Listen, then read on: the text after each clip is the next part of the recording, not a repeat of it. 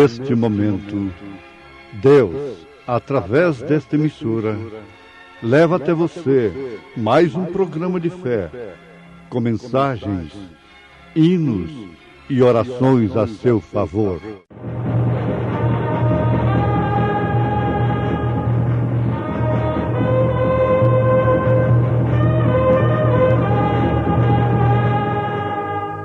Fé para vencer. Somente crer, somente crer, tudo é possível,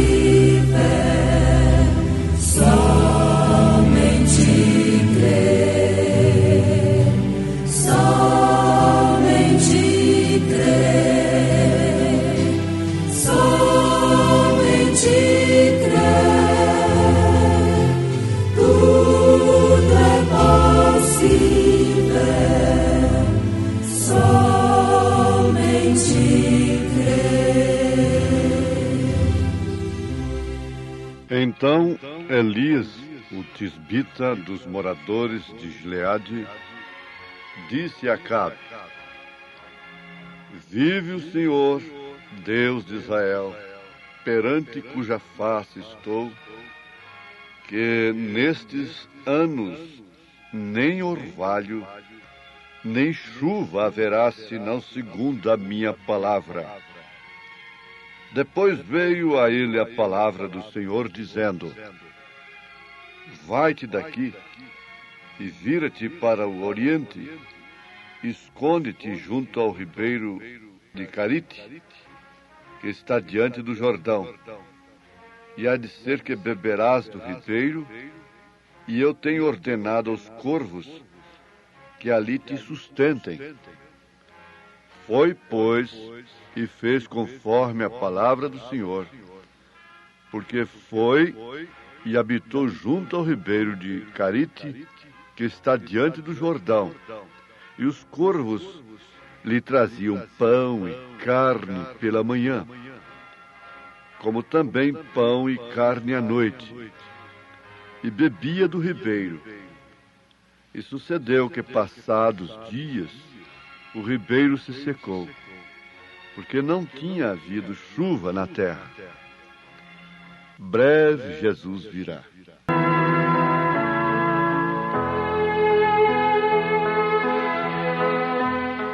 Ouvintes, o que nós estamos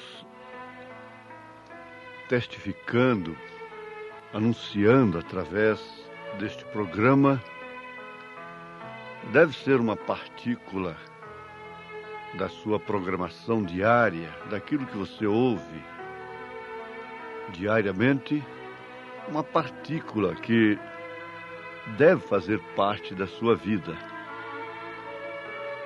Examinando todas as coisas, conforme São Paulo nos ensina, nós podemos reter o bem, porque cada coisa neste mundo tem uma parte do bem, é todo bem ou tem parte do bem.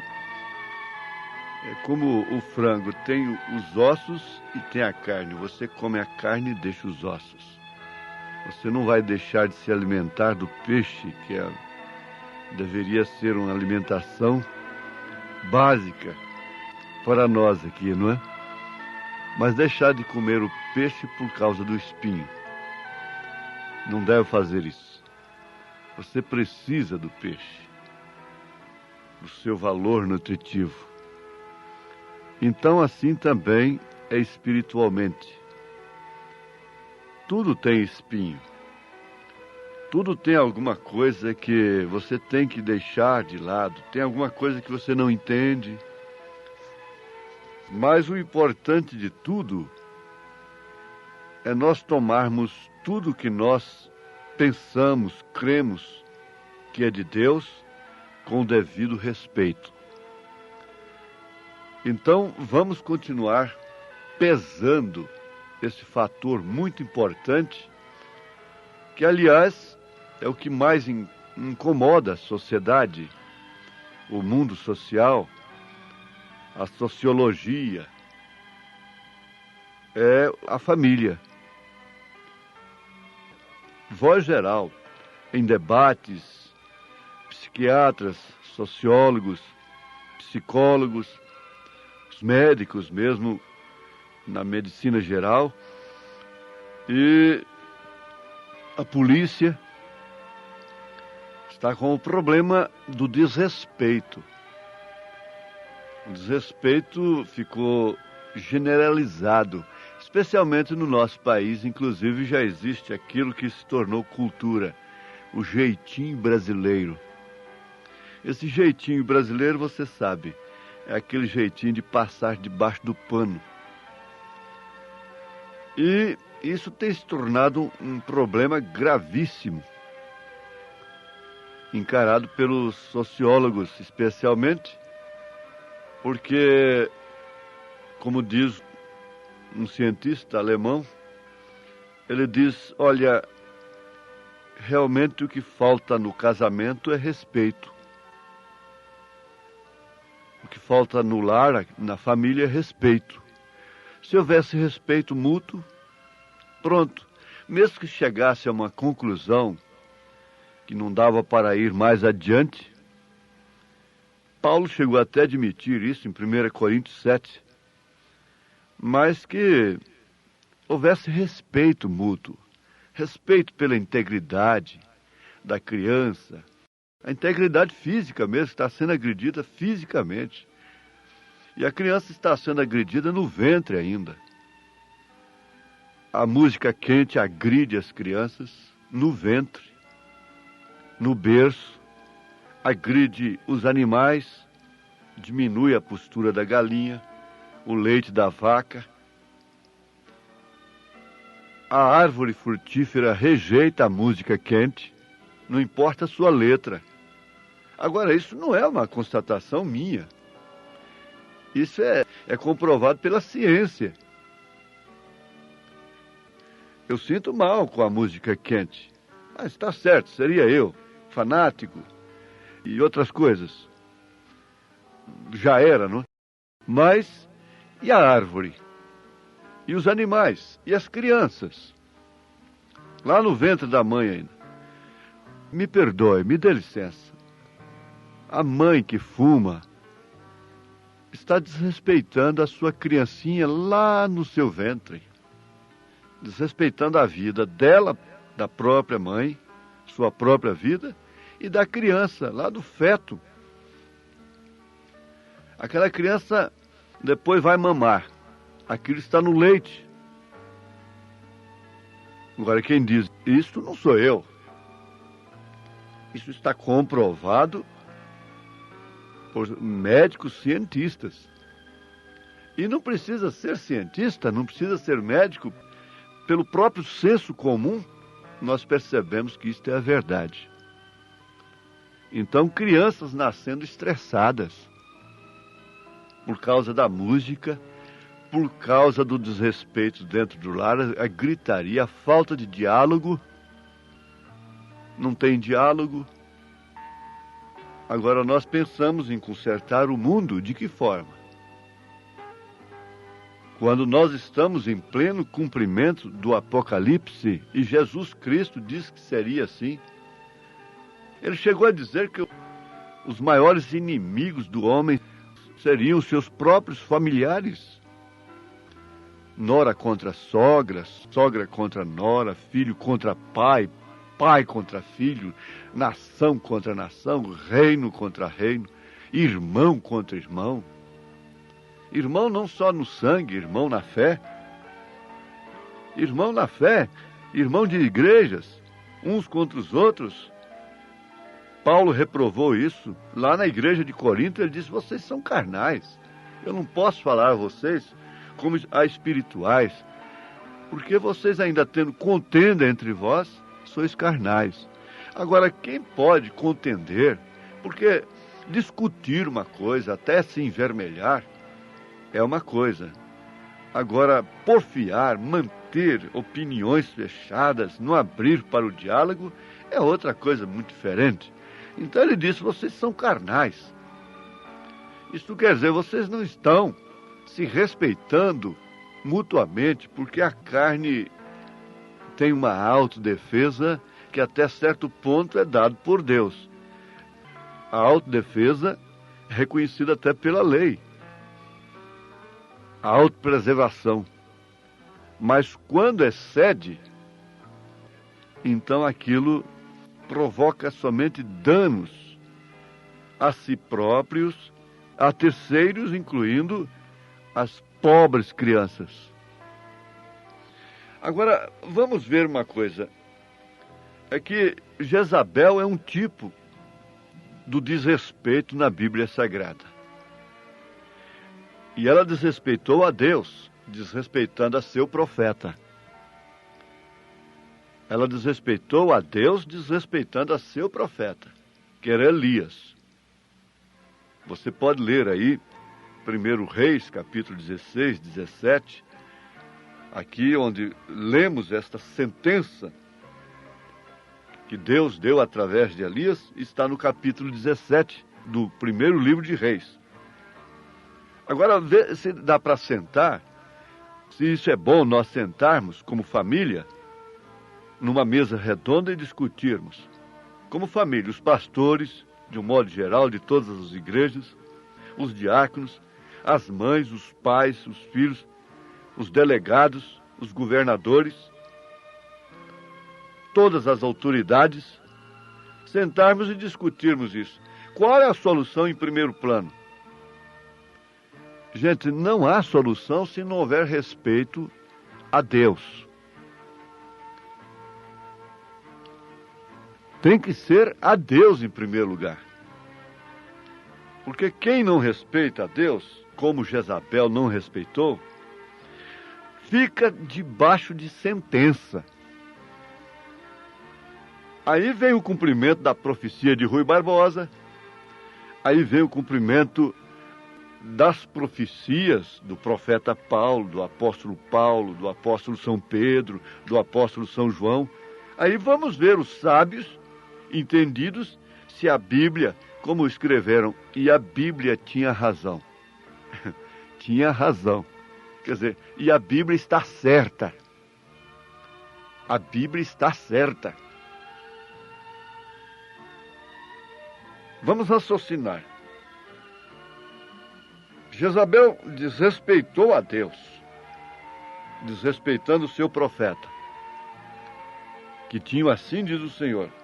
E desrespeitando a Deus, ora, desrespeita-se a tudo depois. Desrespeita-se à esposa, desrespeita-se ao marido, desrespeita-se aos filhos, desrespeita-se aos pais. Aí está o cumprimento da coisa. Desrespeita-se às leis, desrespeita-se à natureza, à ecologia.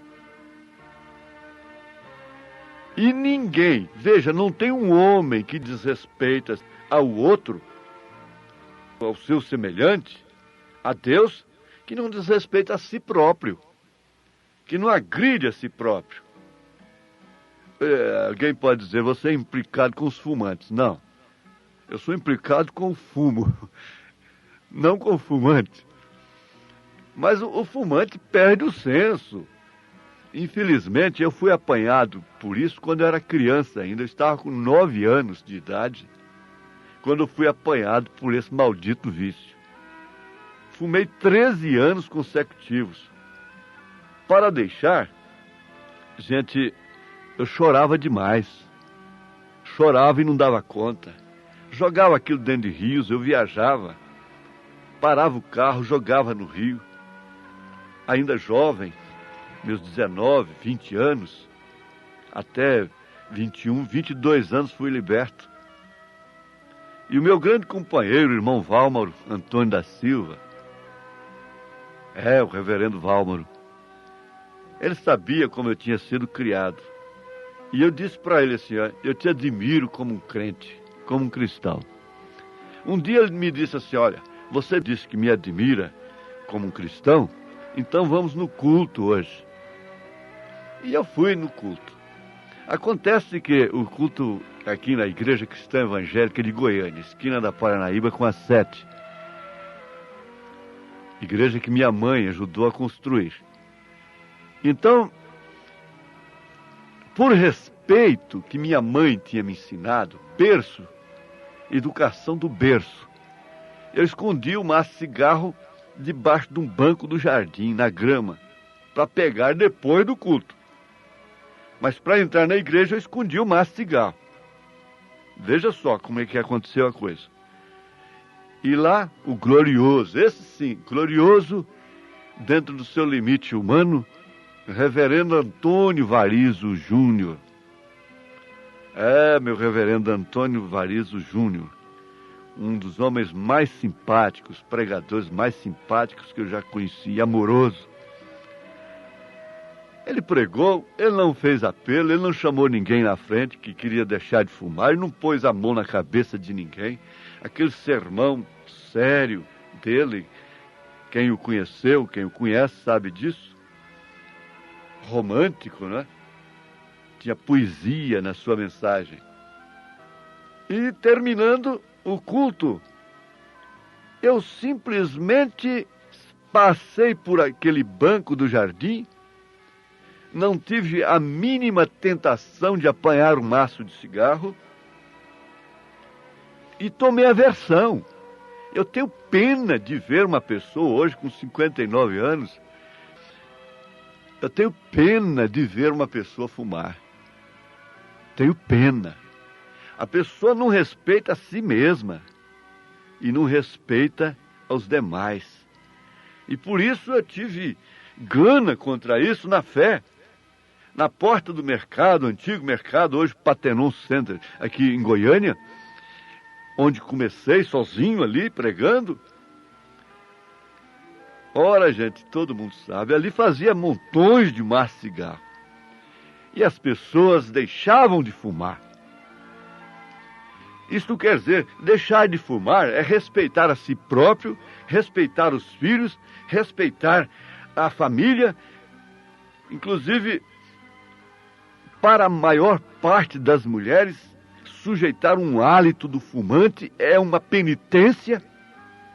Sujeitar o hálito de um homem que bebe cachaça, vinho, é uma penitência, é um purgatório. Mas, voltemos aqui. Você deve respeitar a Deus incondicionalmente. Porque o respeito a Deus significa longevidade. Você vai viver muito mais, você vai ter muito mais saúde, você vai transmitir saúde, você vai transmitir segurança quando você respeita a Deus. Ainda criança, permitam-me mais um testemunho familiar. Eu tinha muito medo quando era criança. Tinha medo de defunto. Quando eu vi o sino da igreja de Trindade bater anunciando que morreu alguém, eu não dormia aquela noite. Era só eu, minha mãe e minha irmã. Então, eu cobria a cabeça, suava. Aquele medo, minha mãe nunca alimentou esse medo, mas eu tinha esse trauma. E eu dizia, mamãe, deixa eu ir para lá. Até que ela deixava. Então eu dormia sossegado. Uma das causas que eu confiava demais na minha mãe, por causa da seriedade que ela levava à vida. A prudência, a sabedoria, a leitura da Bíblia, a oração. Num culto doméstico, de noite, com a lamparina acesa, caiu como que uma chuva de chumbo na calha em cima, no telhado, e aquilo nunca caiu lá no chão. Lembro disso como hoje. Ela simplesmente, com a Bíblia aberta na mão, olhou para cima, para o telhado, e disse, aqui não é seu lugar, pode ir embora. E continuou a leitura. Gente, eu dormi tranquilo, porque minha mãe respeitava a Deus. Respeitou até a última hora. Quando ela partiu, que eu soube da notícia, eu estava longe, eu tive aquela visão mais clara. Eu não precisava dela para saber que minha mãe tinha ido para os céus. Mas aquela miríade de anjos levando-a, sorrindo, como diz a Bíblia a respeito de Lázaro, e os anjos o levaram. Sorrindo, disse: não chores por mim, eu estou bem. Respeitar a Deus é sabedoria, é o princípio da sabedoria.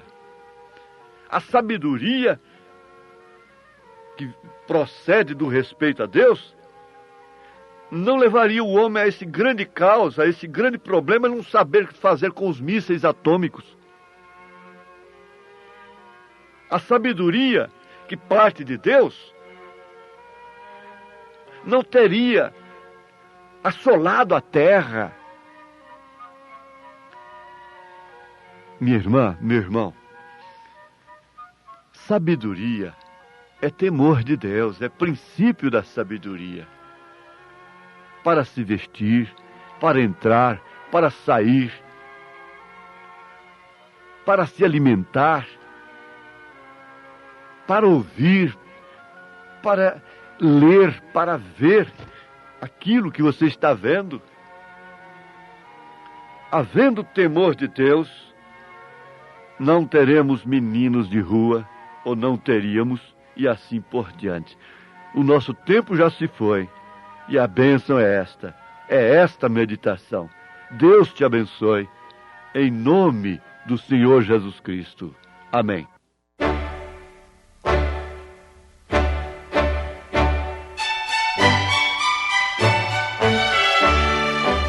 Ouvintes, escreva-nos pela caixa postal de número 15.020, 15020, CEP 74.501-970, Goiânia, Goiás.